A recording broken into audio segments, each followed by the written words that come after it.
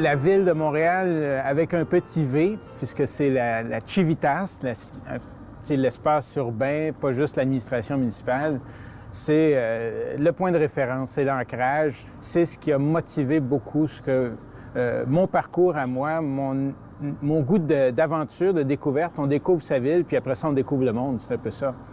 Héritage Montréal participe d'un mouvement qui a voulu changer le modèle de développement de nos villes et du territoire en général.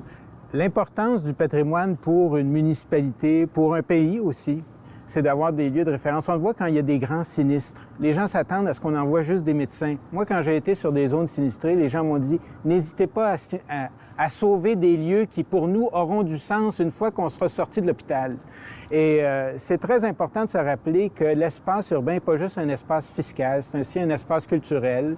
Les paysages qu'on a, c'est pas juste des pieds carrés ou des acres de terre avec une valeur pour l'impôt. C'est aussi un paysage qui a une dimension identitaire et tout ça. D'une certaine façon, l'importance du patrimoine, c'est relié beaucoup à la personnalité, à la distinction des lieux qu'on habite, qu'on visite et que d'autres voudront connaître aussi. C'est notre place dans le monde. Science sans conscience n'est que ruine de l'âme. Cette phrase de la Renaissance guide mon action au service de l'architecture et des paysages, ce patrimoine de nos villes et du monde, véritable livre des civilisations humaines.